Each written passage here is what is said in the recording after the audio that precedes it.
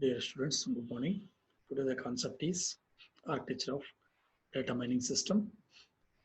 If you observe this diagram is showing that architecture of data mining system.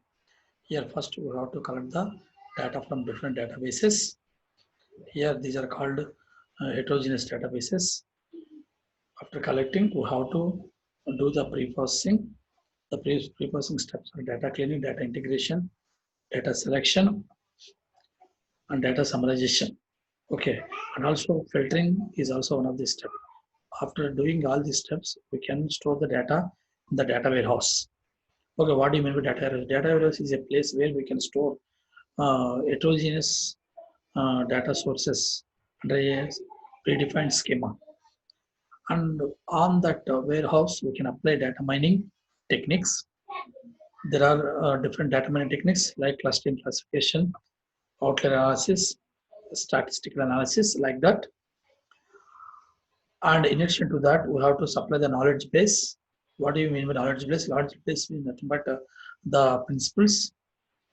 And after applying the knowledge base on the data warehouse, in addition to the data mining algorithms or techniques, we can generate the output that is called pattern.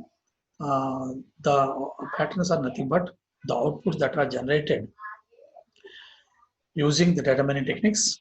The patterns are evaluated. The patterns are based on some interestingness measures, and after patterns are generated, that will be converted to the knowledge. That knowledge will be displayed to the user using a graphical user interface.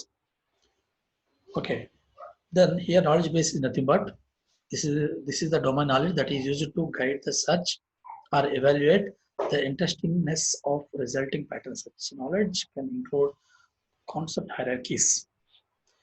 Data mining engine, one more component. This is essential to data mining system that consists of set of functional modules for tasks such as characterization, association, correlation, classification, prediction, cluster analysis, outlier analysis, what you have discussed previously. Okay, then pattern evaluation module. This module or component typically employs interestingness measures and interacts with the data mining system or module so as to focus the search towards interesting patterns. Okay, this is depends on the customer or the user, depends on his interest. Whatever query has given, based on that patterns are evaluated or generated. Okay, then user interface. This module communicates between the users and the data mining system and allowing the user to interact with the system by specifying a data mining query or task, providing information to help focus the search and performing exploratory data mining.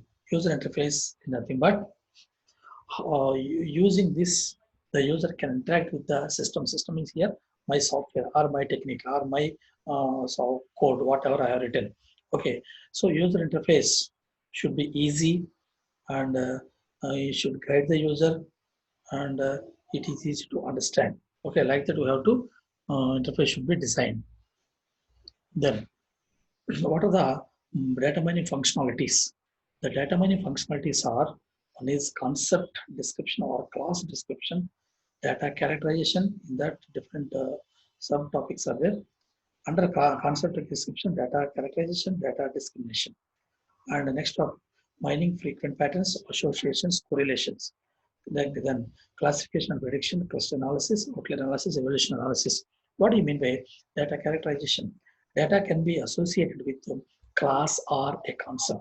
That means under a particular class, we have to keep the modules or the objects which are comes under that particular class. For example, I want to study the characteristics of software products whose sales increased by 10% in the last year. Or I want to find or I want to analyze the characteristics of weather conditions in the last year, like that. Next, second one, discrimination. Comparison of the grade target class with one or set of comparative classes, often called as contrasting classes. That means those who shop for computer products regularly, more than 2 times in a month, or more than 3 times a month, or 4 times, like that. And it is compared with those who rarely shop for such products. This is called data discrimination. Frequent items that is nothing but the item. Suppose one customer is going to shopping mall, then what type of items is going to purchase frequently. Okay, suppose for example, bread and milk. Suppose if a person buys milk, can also buy bread, or if a person buys bread, can also buy jam, like that. If a person buys computer, can also buy software, or and also buys antivirus software, like that. Okay, this is called frequent item. Okay, from this set of items, we have to find out using some techniques or algorithms. Next, frequent subsequence.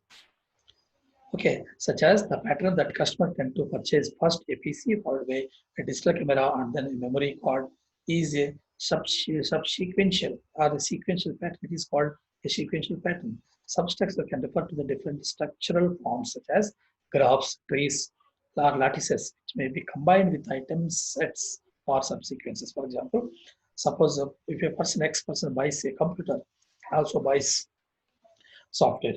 Okay, we have to find the support and confidence for this one. This is called association rule. Okay, the support and confidence can be calculated based on their measures. Okay, or some values. Okay, we'll discuss in the next class. Thank you.